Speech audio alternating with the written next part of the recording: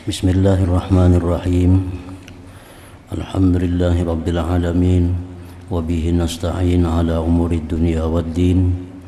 Wassalatu wassalamu ala ashrafil anbiya wal mursalin Sayyidina Muhammadin wa ala alihi wa sahbihi ajma'in.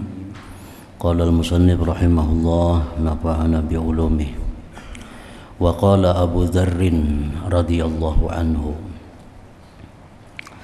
dan berkata Abu Dzar radhiyallahu anhu, sahabat Rasulullah sallallahu alaihi wasallam, i'mal ka'annaka tara wa udda nafsaka fil mauta wa alam anna syarra la yunsa wal khaira la yafna. I'mal ka'annaka tara, beramallah engkau, beribadahlah engkau seakan-akan engkau melihat dengan mata hati engkau kepada Allah Subhanahu wa ta'ala. Beramallah engkau seakan-akan engkau dengan mata hati melihat Allah Subhanahu wa ta'ala. Beramal dengan melihat Allah Subhanahu wa ta'ala itu merupakan kedudukan yang tertinggi di dalam ihsan. Iman, Islam, dan ihsan. Jadi ihsan itu ada terbagi dua. Ihsan yang pertama adalah beribadah kepada Allah seakan-akan melihat Allah Subhanahu wa ta'ala.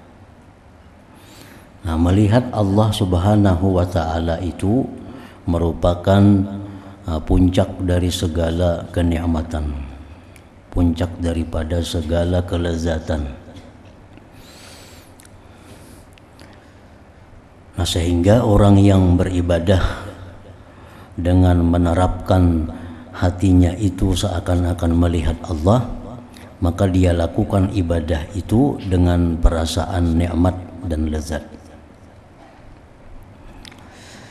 Sedangkan kedudukan yang kedua yang di bawahnya adalah beribadah kepada Allah dengan merasakan bahwa Allah mengawasi ibadah engkau. Nah, ini kedudukan yang kedua.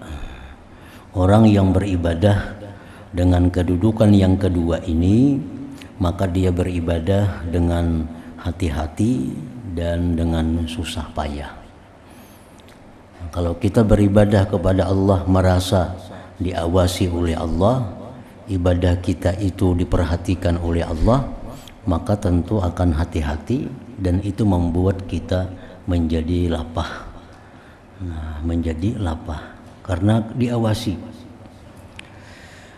Nah, maka itu disebut kedudukan yang kedua. Kalau yang pertama itu orang beribadah kepada Allah seakan-akan dia melihat Allah. Melihat Allah itu merupakan suatu kenikmatan, maka dia beribadah dengan nikmat, dengan lezat.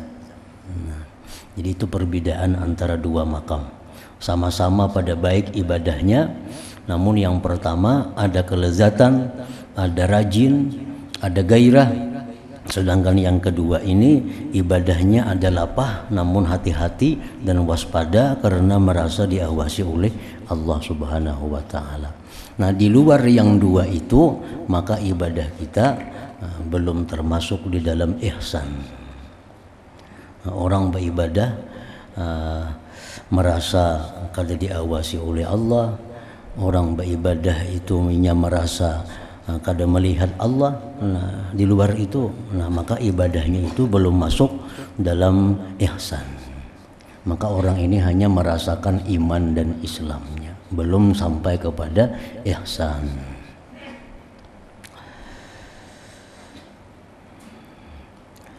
Nah, di situ kita melihat orang yang beribadah kepada Allah satu malam 1000 rakaat, bahkan lebih. Orang-orang salihin dahulu beribadah dengan rajin, dengan nyaman 1000 rakaat. Nah, karena mereka waktu beribadah itu seakan-akan melihat Allah. Nah, kelezatannya itu menghilangkan susah payah melakukan ibadah itu. Nah, ada pula orang yang beribadah dengan waspada, dengan hati-hati, dengan penuh adab, dengan hati yang tidak berpaling kepada Allah, sehingga apapun yang terjadi di sekitarnya kadang mengetahui. Nah, itu orang yang beribadah merasa ibadahnya itu zahir batin dilihat oleh Allah, sehingga dia hati-hati dan waspada dalam melaksanakan ibadah itu. Bacaannya merasa didengar Allah, gerak-geriknya merasa dilihat oleh Allah, sehingga hati-hati dan ihtiyat ambil apik dalam ibadahnya. Jadi ihsan itu mencakup dua hal tadi. Yang pertama, ka'annaka tara, seolah-olah engkau itu melihat Allah. Yang kedua, seakan-akan dilihat oleh Allah, diawasi oleh Allah Subhanahu wa taala. Wa'udda nafsaka fil mauta, dan anggaplah diri kamu itu pada orang-orang yang sudah mati. Dan anggaplah diri kamu pada orang-orang yang sudah mati. Misalnya kita anggap diri kita di dalam kubur. Kita anggap diri kita dalam kubur. Kayak apa kita menghadapi munkar nakir? Apa yang kita sediakan jawaban-jawaban munkar nakir waktu menanya man rabbuka wa man nabiyyuka wa man imamuka wa ma qiblatuka. Apa jawaban-jawaban yang kita sediakan?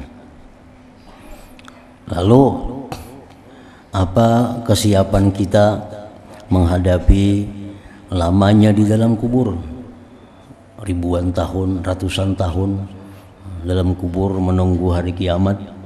Nah, adakah amal ibadah kita yang bisa mengalir ke dalam kubur? Adakah doa-doa anak zuriat kita yang akan sampai kepada kita? Jadi kita anggap diri kita ini sudah mati. Adakah sesuatu yang menyenangkan kita? Adakah maksiat-maksiat, dosa-dosa yang mengalir kepada kita waktu kita dalam kubur? Misalnya kita ada meninggalkan sesuatu yang sifatnya maksiat sehingga diamalkan terus-menerus oleh orang, padahal kitanya sudah mati. Nah, setiap dosanya akan mengalir kepada kita. Macam Qabil, anak Nabi Adam, setiap ada pembunuhan, Qabil selalu dapat siksa di dalam kubur. Karena Qabil lah pertama-tama yang mengajarkan pembunuhan itu kepada manusia. Nah, itu maksudnya wa'udda nafsaka fil mauta. Wa'lam anna syarra la yunsa wal khaira la yafna, dan ketahuilah bahwa kejahatan yang kita lakukan itu la yunsa, tidak dilupakan. Ada catatannya, ada tulisannya, dan kebaikan pun tidak hilang. Kebaikan yang kita lakukan sehalus apapun itu kada hilang, ada juga catatannya. Nah, di bawah ini nomor 2, ya'lam anna amalaka mahfuzun mazkurun minan nas wa minallahi ta'ala. Amal engkau terpelihara, disebut dari manusia dan dari Allah Ta'ala. Fa'ahsinhu, maka baguskanlah amal, lituzkara bil khair, agar engkau disebut dengan baik, indan nas, di sisi manusia, wa indallah subhanahu. Amal baik selalu akan disebut manusia dan tercatat di sisi Allah. Amal-amal baik Abu Bakar Siddiq, Umar bin Khattab, apalagi Utsman bin Affan, Ali bin Abi Thalib. Amal-amal baik mereka sampai sekarang masih abadi, masih ada catatan-catatannya dalam kitab-kitab manaqib mereka. Amal-amal jahat macam Fir'aun, macam Namrud, macam Abu Jahal, sampai sekarang dan sampai hari kiamat masih diingat oleh manusia karena ada buku-bukunya, ada tulisan-tulisannya yang menyebutkan amal jahat mereka itu. Wa'lam anna syarra la yunsa wal khaira la yafna. Wa'lam anna qalilan yughnika khairun min katsirin yutghik. Ketahuilah bahwa sedikit mencukupkan engkau, mengayakkan engkau, lebih baik daripada banyak melalaikan engkau. Maksudnya dari duniawi. Dunia sedikit artinya duit kada banyak tapi cukup. Cukup makan, cukup untuk berpakaian, cukup untuk tempat tinggal, cukup. Lebih baik daripada banyak tapi membuat lalai kepada Allah Subhanahu wa taala. Duit berlebihan, pakaian berlebihan, semuaan berlebihan tapi membuat lalai. Di bawah qala Al-Hasanul Basri radhiyallahu an, iyyakum wa masyaghala minad dunya. Aku takuti akan engkau dan kesibukan daripada dunia. Fa innad dunya katsiratul asghal, bahwa dunia ini banyak kesibukannya.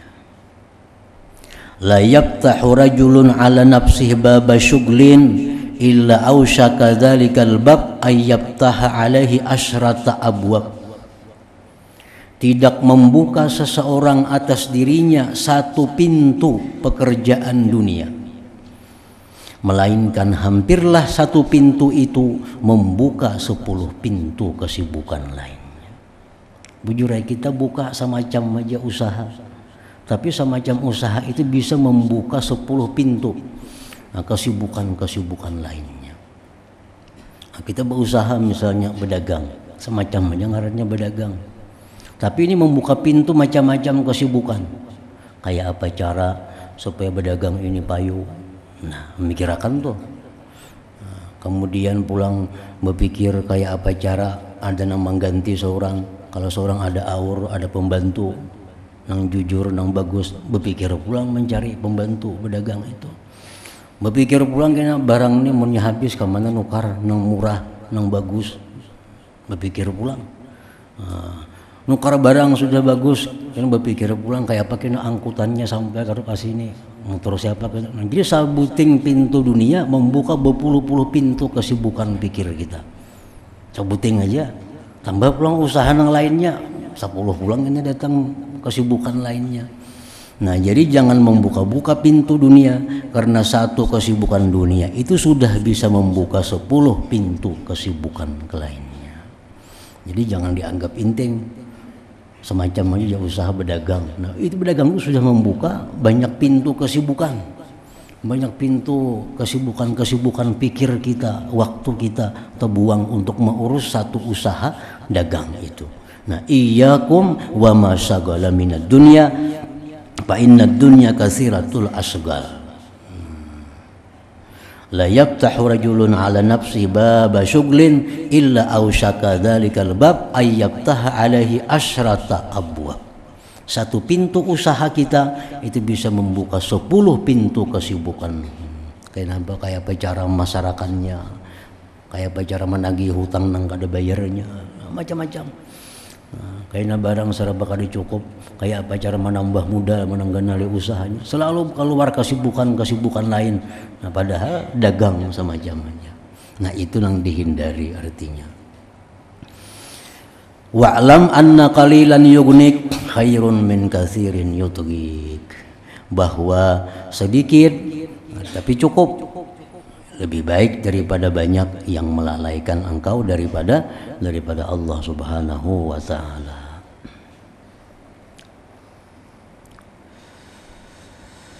Wa iyyaka wa da'watal mazlum, dan aku takuti akan engkau doa orang yang teraniaya.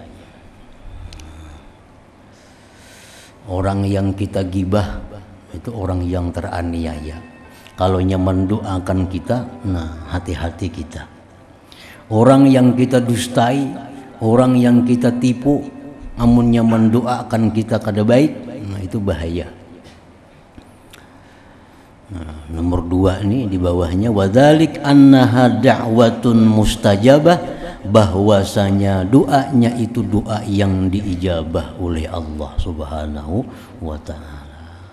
Walau kanat min asin fajirin au musyrikin kafirin, sekalipun itu doa dari orang maksiat yang jahat atau dari orang kafir yang musyrik. Sekalipun orang musyrik, nang kita zalim ini orangnya kafir, berdoanya lawan Tuhan. Nah, nang kita zalim ini orangnya ahli maksiat, berdoanya kepada Allah. Nah, itu doanya diperhatikan oleh Allah Subhanahu wa taala. Apalagi nang dia zalim ini orang nang beriman, nang takwa kepada Allah Subhanahu wa taala. Wa iyyaka wa da'watal mazlum, dan aku takuti akan engkau doa daripada orang yang teraniaya, orang yang zalim. Summa rumma jihazak wafrug min zadik. Summa rumma jihazak, kemudian baguskan sesuatu yang kamu perlukan di akhirat. Aslih ma tahtaju ilaihi fi akhiratik, artinya rumma jihaza, baguskanlah sesuatu yang kamu perlukan kepadanya pada akhirat engkau. Apa-apa yang kita perlukan di akhirat, nah itu mesti dibaguskan persiapannya.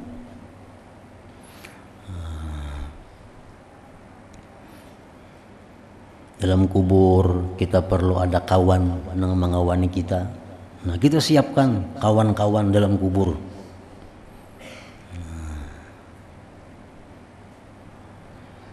Di padang mahsyar kita perlu banyu, kita perlu pakaian, kita perlu makanan. Dalam padang mahsyar kita perlu naungan. Itu disuruh kita membaguskan persiapannya di dalam dunia ini. Di kubur sorangan kita kada bakawan, mun kita dalam dunia ini kada maulah kawan dulu. Nah, dalam dunia bila kita maulah kawan untuk dalam kubur, maka dalam kubur kita kada sorangan.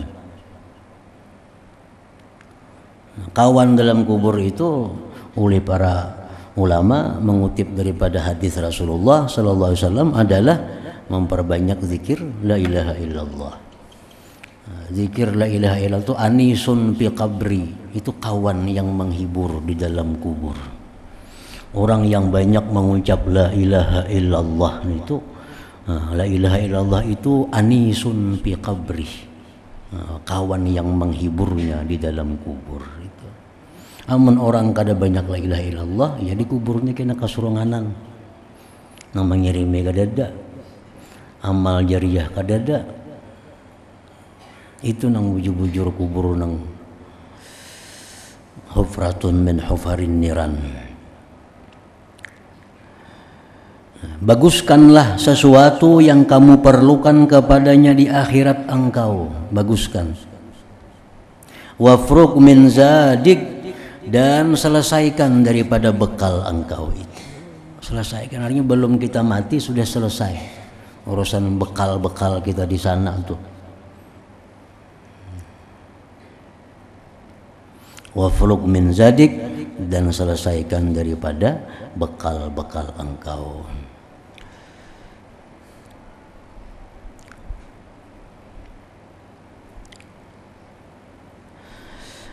Wa kun wasiyya nafsik wa la taj'alir rijala awsiya'ak. Jadilah engkau itu mewasiati diri engkau, dan janganlah engkau jadikan orang-orang lain itu yang menerima wasiat engkau.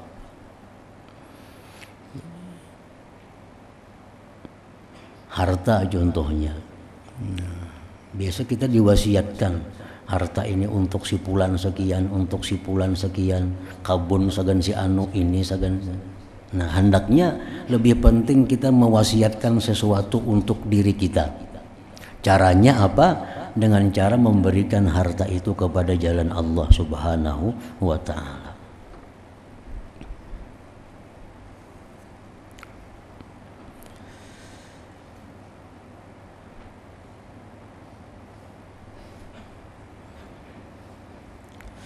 Wakil amraka, dan pikirkanlah perkara engkau.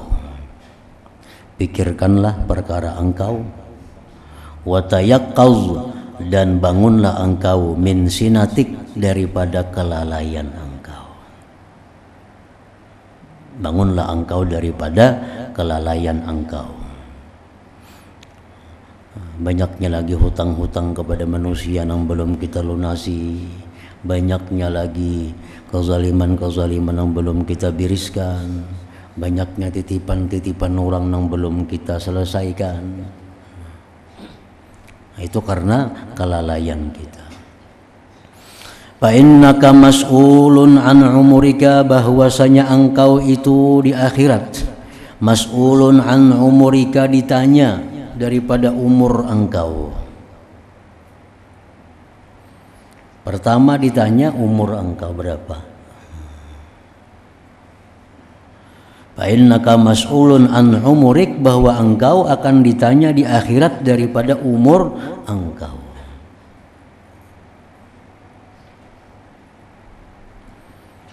Nah, ditanya umur, lalu ditanya kemana umur itu digunakan.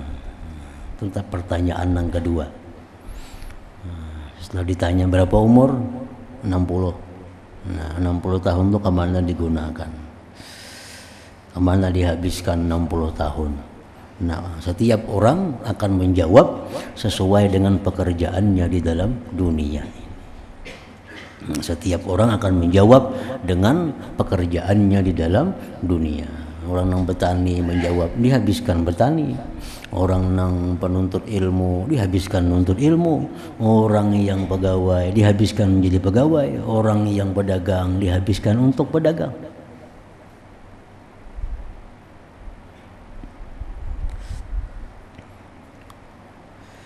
Fa innaka mas'ulun an umrika, engkau ditanya daripada umur engkau. Qala Abu Umamah radhiyallahu anhu, berkata Abu Umamah radhiyallahu anhu, "Lau aqala ibnu Adam an rabbih kana khairan lahu min jihadih." Jikalau paham manusia tentang Tuhan, mengerti tentang Tuhan, itu lebih baik daripada jihadnya.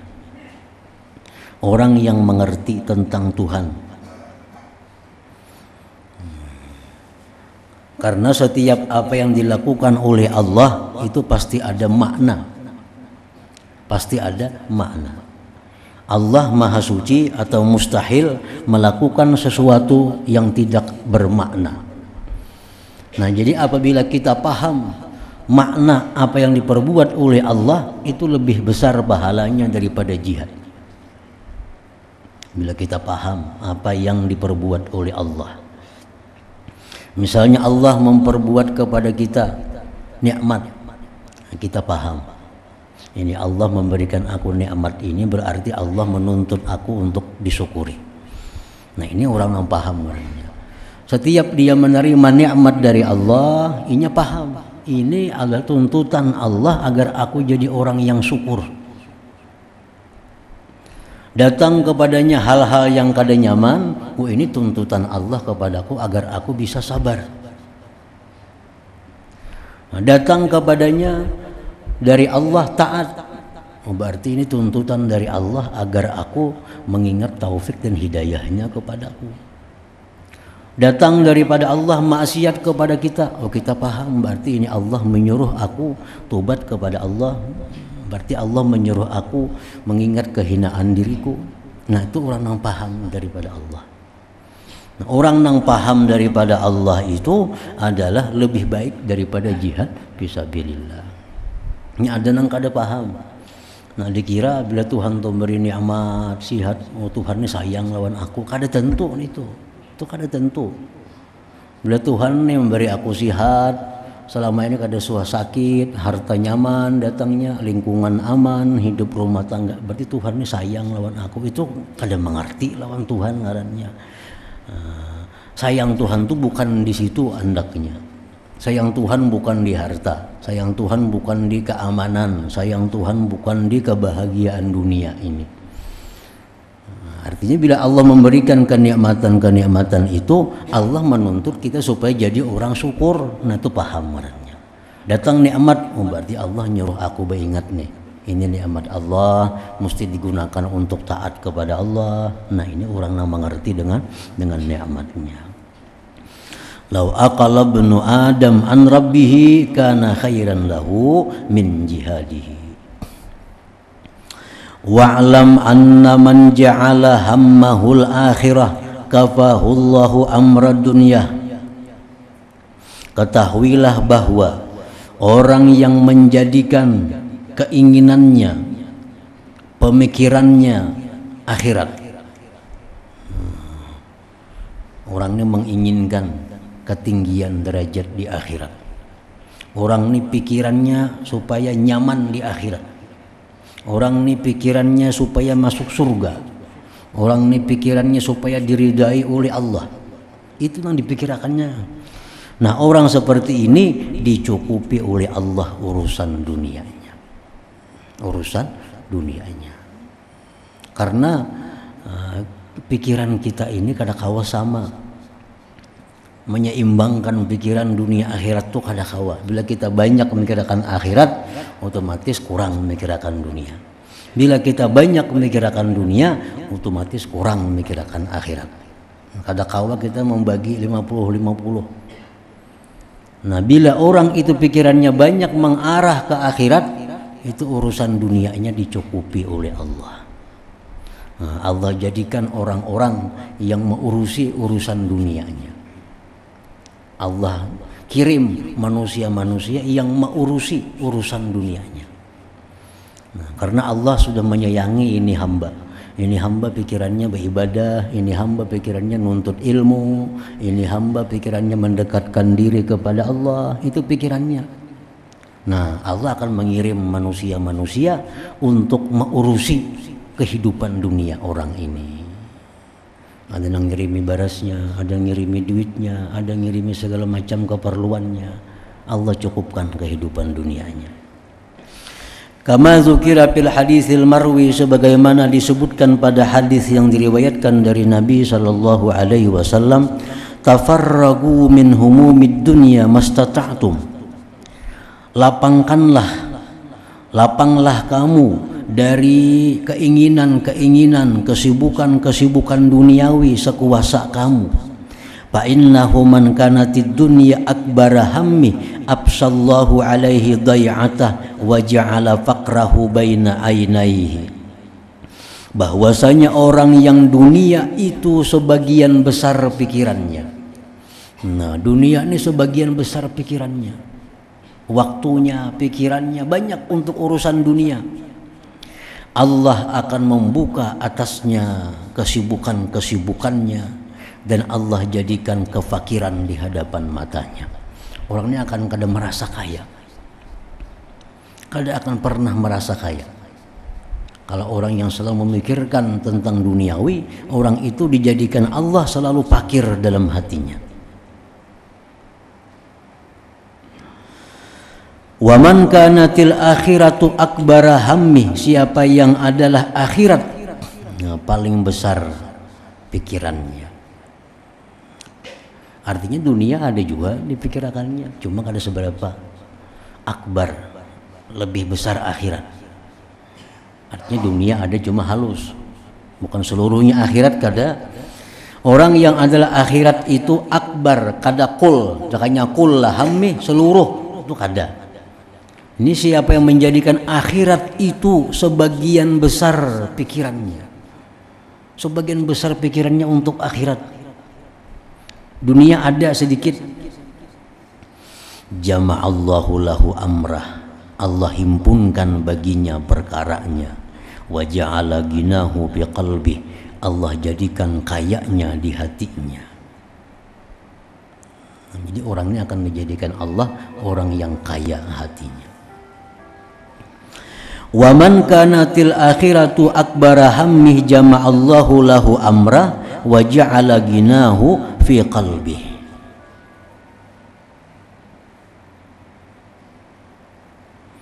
Nah, nomor 2 di bawah nih, ja'alahu daiman yashhadu nafsahu fakiran mahruma.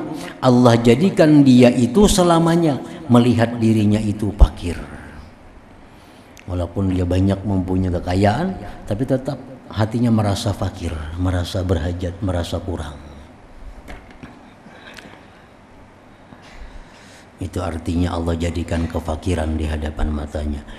Nah, barang siapa yang adalah akhirat itu paling besar, sebagian besar pikirannya, Allah himpunkan baginya perkaranya, Allah jadikan kekayaannya di hatinya. Wa ma aqbala 'abdun biqalbihi ila Allah azza wa jal illa ja'alallahu qulubal mu'minin tanqadu ilaihi birrahmati wal mawaddah. Wa ma aqbala 'abdun, dan tidak berhadap seorang hamba dengan hatinya kepada Allah azza wa jal, melainkan Allah jadikan hati orang-orang beriman tunduk kepadanya dengan penuh kasih sayang kepadanya itu. Jadi orang-orang yang pikirannya itu akhirat, orang-orang yang pikirannya itu keridhaan Allah, maka Allah akan mengirim kepadanya manusia-manusia yang beriman. Yang beriman yang dikirim Allah bukan orang-orang kafir, bukan orang-orang ahli fasik, ahli maksiat. Dikirim Allah orang-orang yang beriman, yang mengurusinya dengan penuh rahmat dan kecintaan. Wahdar ya akhi al-mira'a fil Qur'an, dan takutlah kamu wahai saudaraku al-mira'a akan mira fil al-Qur'an, fil Qur'an, tentang Qur'an.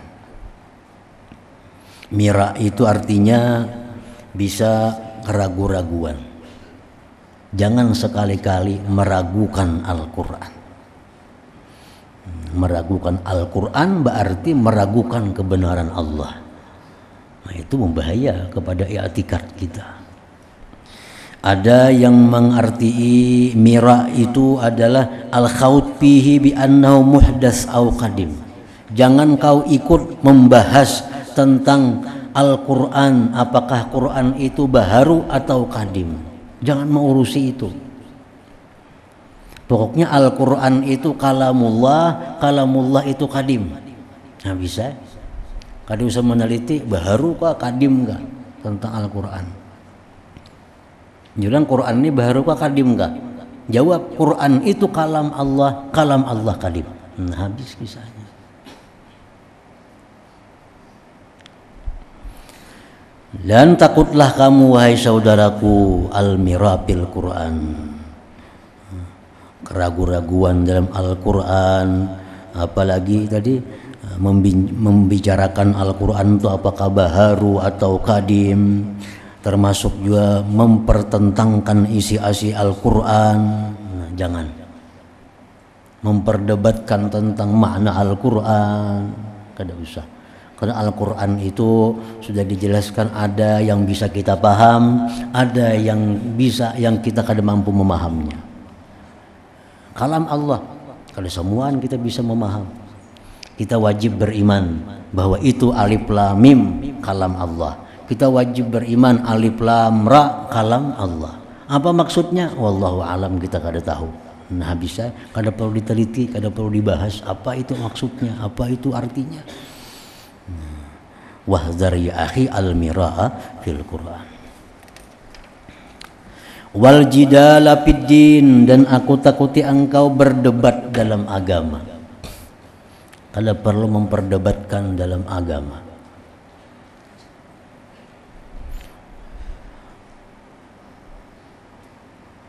Dalam agama kita macam-macam pendapat, sebanyak mana sahabat Nabi. Nah, Nabi berkata sesuatu, ada 10 sahabat yang mendengar, ini 10 sahabat mungkin 10 paham.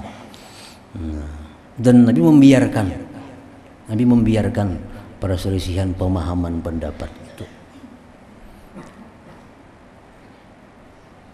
Jadi kadang perlu diperdebatkan masalah agama ini. Nah hendak umpat ini silakan, nah umpat itu silakan. Asalkan dalam bingkai agama masih artinya. Jangan yang di luar daripada agama. Wal jidal fiddin.